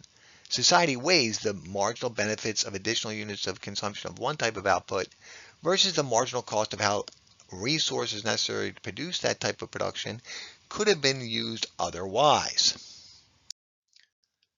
Allocative efficiency, the mix of output which maximizes society's happiness. The combination of consumer goods and capital goods which provides the highest level of utility for citizens within a country. How does a nation determine allocative efficiency? Marginal analysis. Society weighs the marginal benefits of consuming the next unit of one type of output versus the marginal cost of how those resources could have been used to produce the other type of production. So let's perform a marginal analysis on pizzas to demonstrate what level of output of consumer goods maximizes society's happiness. One important caveat here. These numbers were made up to demonstrate a point. So the exercise would be impossible without these numbers as a given. It would be impossible to look at a production possibilities frontier and determine marginal benefits and marginal cost because it's normative, it's subjective, it's based on people's opinions. So these numbers are merely made up for academic exercise learning purposes. All right. What are we measuring on each axis of our marginal analysis? On the horizontal axis, we're measuring quantity of pizzas. On the vertical axis, in dollar terms, we're measuring the marginal benefits and marginal cost. Let's look first at the marginal benefits curve, the downward sloping black marginal benefits curve. The marginal benefits curve demonstrates what's called the law of diminishing marginal utility. As human beings consume more of any good or service, each additional unit tends to yield less and less happiness, satisfaction. That's typical of most human experience. As you consume more of any good or service, it provides less and less utility than the previous unit. Just think about your own pizza consumption. When you're super crazy hungry, that first piece is delicious and yields a whole bunch of utility. The second one, still a decent level of utility, but not quite as much as the next one. That's typical human experience as we consume all goods and services. Therefore, the marginal benefits curve is downward sloping. Let's identify the marginal benefit of the first unit of pizza consumption. Notice quantity 1 coincides with $15, so a very high marginal benefit to begin with that first level of pizza consumption, that first level of consumer goods. And then marginal benefit declines with each successive unit of consumption because of diminishing marginal utility. So the second unit of pizza consumption only yields $10 worth of marginal benefit, and the third unit of pizza consumption, the third consumer good, only $5 of marginal utility, marginal benefit. All right. Now let's look at the upward sloping marginal cost curve. Why is the marginal cost curve upward sloping? Well, remember, we measure the cost of using resources against how those resources could have been used otherwise to produce the other type of outputs. So if we look and say, okay, these resources could be allocated towards consumer goods, pizzas, or towards capital goods, robots. In the beginning, there's lots of resources to be had. There's plentiful amounts of land, capital, and labor. So the marginal cost of the first unit of pizza production is low, right? Look at quantity 1, marginal cost only 5. As we allocate more resources towards pizza production, marginal costs begin to rise. Therefore, marginal cost of the second level of pizza production is $10, and the marginal cost of the third unit of consumer goods pizza production is $15. Now we simply look and say, okay, what happens at quantity 1 and quantity 3 in using our marginal analysis? At quantity 1, marginal benefit exceeds marginal cost. Society is saying we should allocate more resources towards the production of this type of output. More land, capital, and labor towards pizzas, consumer goods. At quantity 3, the opposite is taking place. Marginal cost $15, marginal benefit 5. We've allocated too many resources towards the production of pizzas, too many consumer goods. So obviously here, X marks the spot. At 2 units of pizza production, we're allocating the perfect amount of resources towards consumer goods. Society has determined this is the level of output, this is the number of consumer goods which maximizes society's happiness. Any more, we're allocating too many resources towards pizzas, consumer goods. Any less, not enough. So according to this analysis, using marginal benefits, marginal cost, our subjective normative opinion based on the society and their preferences, we should allocate enough resources to produce 2 units of pizzas, consumer goods. Let's revisit the data which was used to construct the production possibilities frontier to identify which point on the curve is allocatively efficient. So remember, we just performed a marginal benefit, marginal cost analysis and determined that this society is happiest producing and consuming 2 units of pizzas, 2 units of consumer goods. That aligns with point C as in cookie, C as in cookie on the curve. So point C is allocatively efficient. Now, one might ask, well, how do we know we're producing 7 units of robots? We only performed the marginal analysis for pizzas, not for robots. The answer is simple. Remember, society maximizes efficiency by using all available resources for the time being, achieving full employment. So whichever resources are not utilized, whichever land, capital, and resources are left over from after producing 2 units of pizzas will therefore be dedicated to producing robots. And with the land, capital, and labor remaining, we can generate 7 units of industrial robot production. Let's examine a different production possibility frontier, and let's make some observations about the shape of this production possibilities curve, compare and contrast to what we've learned thus far, and make some economic conclusions. So here in a table form, numerically and graphically, we are demonstrating the potential production of 2 types of output, wheat and corn. What do you notice automatically? These are highly similar types of production, both agricultural products. So the table has the quantitative data. Down below we graph this data so we can see visually on the vertical axis potential output of wheat production on the vertical axis and potential output of corn production on the horizontal axis. Let's assume this production possibility frontier represents potential output for 1 month. The first thing we observe is this is a straight or linear production possibility frontier. So unlike the pizza robot world, unlike the consumer good, capital good world, in this example, both types of output are agricultural production. Therefore, we assume that the resources are readily adaptable, shiftable, interchangeable between these 2 types of output. Hence, a linear production possibility frontier, constant cost along the curve. That's the most important observation you should make immediately. Now challenge yourself.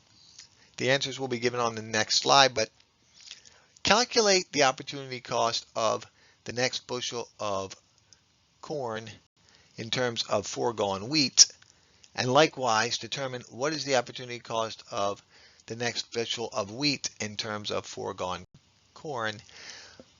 Give you a hint, remember the idea of constant costs along the curve. How did you perform in your attempt to calculate the opportunity cost of wheat in terms of foregone corn, and vice versa? What is the opportunity cost of corn in terms of foregone wheat? Well, remember, our first observation, the production possibility frontier is linear. The production possibility curve is not curved. It is a straight line, which means there will be constant cost along the curve. Why? Because the economic resources to produce these two similar types of output, agricultural production, are readily interchangeable, adaptable. So the land, capital, and labor can be used equally efficient at both types of outputs. So therefore, the opportunity cost of one good in terms of the other remains constant along the curve, the production possibility frontier. The answers are here, but how did we get them? The opportunity cost of a bushel of corn is 8 bushels of wheat. How do we calculate that? Okay, let's start at point A as an apple. All resources dedicated to wheat, no corn production, and we say let's move to B as in boy. Corn production goes up by 1, wheat production drops by 8. The opportunity cost of that bushel of corn is 8 foregone bushels of wheat. The resources used to produce that first unit of corn no longer available to produce wheat. Corn production up, wheat production down by 8. Now notice as we move from B to C, same numbers. Corn production increases by 1, wheat production goes down by 8. Constant cost along the curve. Let's start at point F as in Frank and move towards E as in everyone. Calculate the opportunity cost of a bushel of wheat. Okay. Remember, whatever you're getting, put it on the bottom of your fraction, the denominator. Whatever you're giving up, put it on the numerator of your fraction. In this case, as we move from F as in Frank to E as in everyone, wheat production goes up by 8. Corn production goes down by 1. Each bushel of wheat costs 1/8 of a bushel of corn, and it will remain constant along the curve. Now, little trick of the trade, if the production possibility frontier is linear, after you've calculated the opportunity cost of one type of production, all you have to do is invert the fraction to get the opportunity cost of the other type of output. So in this case, the opportunity cost of a bushel of corn is 8 bushels of wheat. Therefore, by default, the opportunity cost of a bushel of wheat will be 1/8 of a bushel of corn. Most importantly, remember the economic rationale behind constant costs. If a production possibility frontier is linear, constant cost along the curve because the economic resources to produce these two types of output are highly adaptable, interchangeable between both types of production. The fourth economic lesson of the production possibilities model, economic growth. The production possibility frontier represents the best society can do for the time being, the absolute maximum level of output given our fixed resources in quantity and quality and our fixed technology. But in the future, society will gain the ability to shift the production possibilities frontier, shift the curve to the right. Any rightward shift represents economic growth, which means more output. Now, why is economic growth desirable? Economic growth lessens the burden of scarcity. Economic growth increases the standard of living for citizens in a nation. Economic growth is one of the most important of the 8 economic goals. So shifting the production possibility frontier to the right, definitely a highly valued goal for society. So there are 2 sources of economic growth. One, an increase in the quantity or quality of resources. In the 1970s, the idea of drilling for natural gas and oil in shale was introduced, but not until 2008 was directional drilling and fracking perfected to seriously reduce the cost of extracting these natural resources. So in 2008, the United States had a boom in increased land resources, both natural gas and oil. That increase in the quantity of resources shifted the production possibilities frontier for the whole U.S. economy to the right. Technological advances and productivity. Now, notice this one is in green. So roughly 1/3 of all economic growth is generated from the first of these two growth drivers.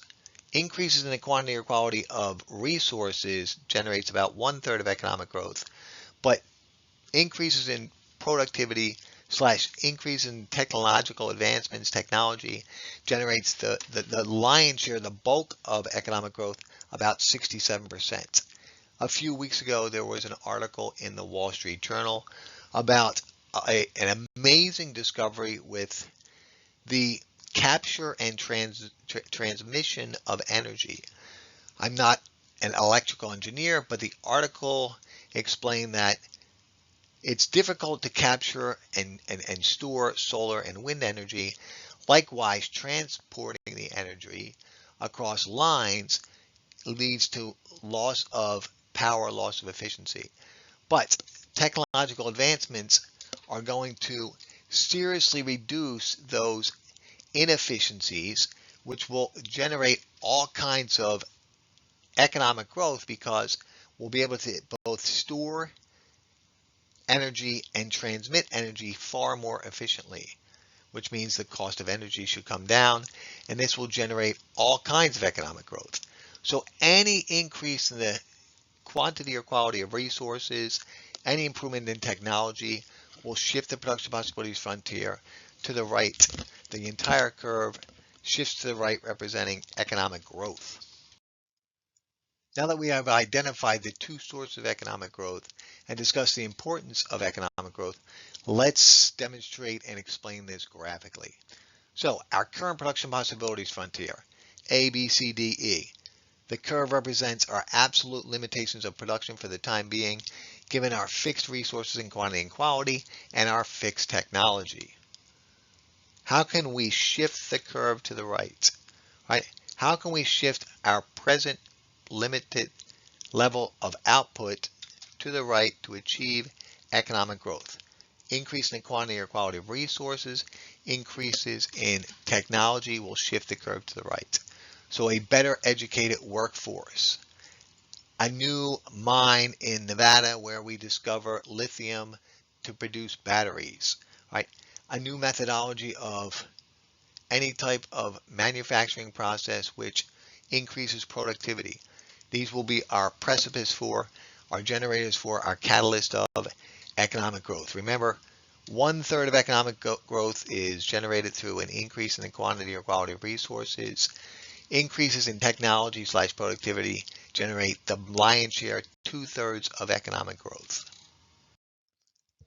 Previously, we identified point C on the production possibilities frontier on the production possibilities curve as allocatively efficient. Marginal benefit, marginal cost analysis. This mix of output maximizes society's utility / happiness. But theoretically, we could choose B as in boy, C as in cat, or D as in dog. Here's an important question. Does society's choice of allocative efficiency today impact or influence potential economic growth moving forward? Well, obviously, if we're asking the question, the answer must be yes. Let's compare B as in boy versus D as in dog. At B, we are allocating enough resources to produce 9 capital goods and 1 consumer good. And D as in dog, we're allocating enough resources to produce 4 capital goods and 3 consumer goods. So B as in boy versus D as in dog. What does economic theory suggest, other things equal, regarding allocatively efficient choice today and potential impact on economic growth moving forward? Let's answer the question proposed on the previous slide using some graphical analysis. Country A on the left versus country B on the right. Let's assume that both nations have the same exact current production possibilities. So if we look at the left green production possibility frontier and the right green production possibility curve, country A versus country B, let's assume that they have access to the same amount of resources and they have the same socio-political economic system, so they have the same potential output today. But they choose different points on their curve as allocatively efficient. Look at country A, favoring present goods. Notice the orange dot on their production possibility frontier is much closer to pizzas, present goods, consumer goods.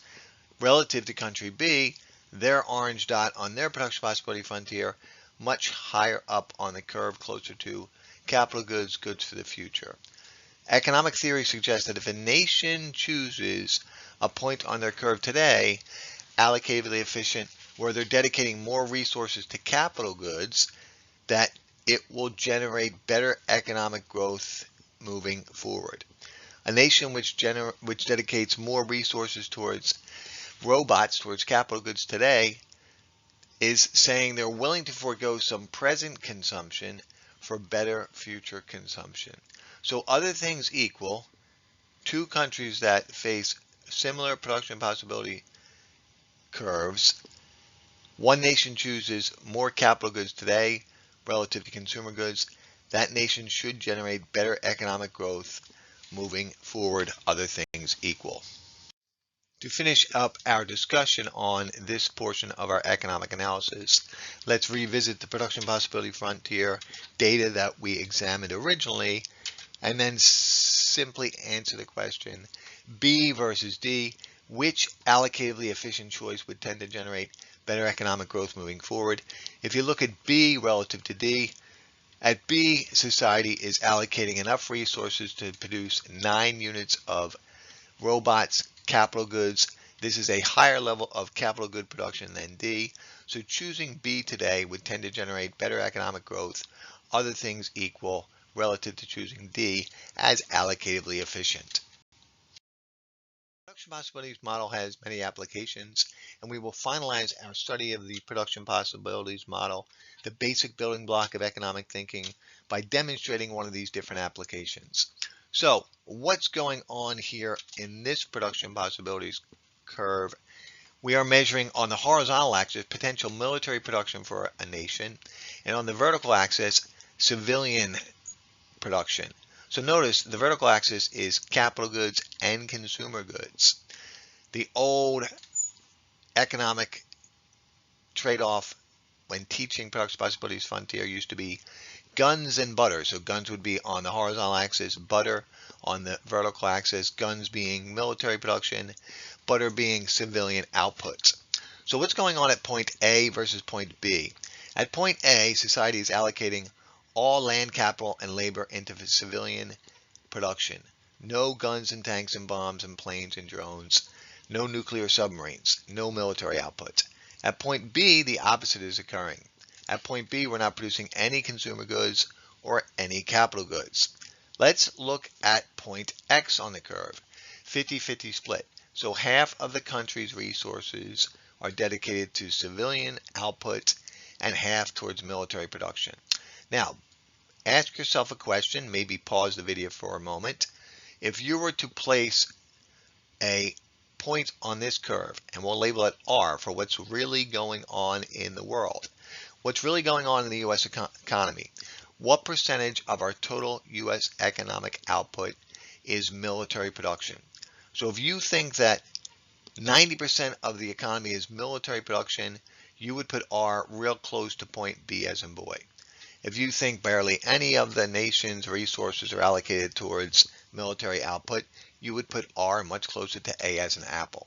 So think to yourself for a moment, what percentage of the U.S. economy is military production, and then where would we place that on our curve? How did you answer the question? What percentage of total U.S. GDP is military output? This chart will demonstrate two important economic lessons. Today, in 2023, total military spending represents a minor fraction of U.S. GDP. U.S. military output is 3.2% of the entire economy. So the land, capital, labor, entrepreneur ability dedicated to military output is a fraction of our economic production. The total economic production in the United States is $23 trillion. U.S. military spending is $900 billion. That works out to be 3.2% of GDP. Notice the military output as a total share of GDP over time. What percentage of military spending is total U.S. GDP? Even during World War II, military output only represented 40% of the economy. There's an important economic lesson there. We need food, shelter, and clothing. So even when we were operating military installations to produce guns and tanks and bombs, even when that manufacturing was taking place, 24/7, 365, keeping factories open to produce the military hardware to wage war against Japan and Germany, we still only had 40% of military output as a percentage of GDP. You can see that during the Korean buildup, the Korean War buildup, and the Vietnam War buildup, and the Reagan War buildup to offset Soviet spending on nuclear output and to bankrupt the Soviet Union, that military spending as a percentage of GDP increased, but it has been decreasing steadily over time. The second lesson is that most U.S. citizens are ignorant to these facts. That is why it's important to take economic classes and to become a more informed citizen. Economic knowledge is powerful. The final lesson of this video is the circular flow model.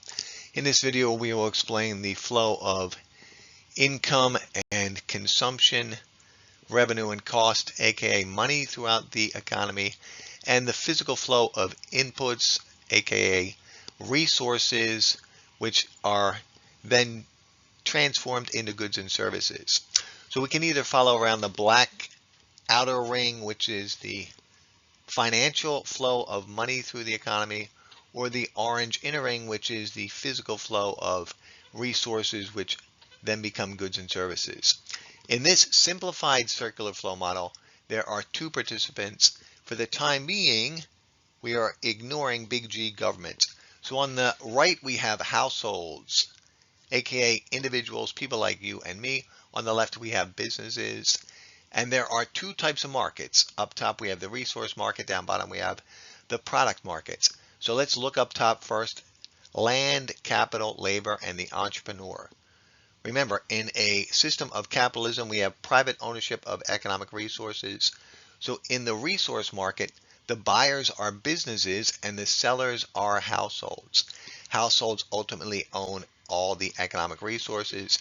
Obviously, we own the fruits of our own labor, but people also own, either directly or indirectly, companies, directly through individuals who actually own land and capital through a firm, and indirectly through stock ownership.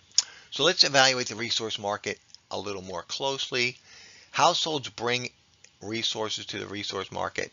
So if you follow the orange line from households to resource market labeled inputs, factors of production, economic resources, all synonymous among economists. Hey, that rhymes. So households sell resources in the resource market. Businesses interact in the resource market to acquire resources. Notice that households receive income. Why is it that people work? Ultimately, to receive income to generate consumption expenditures.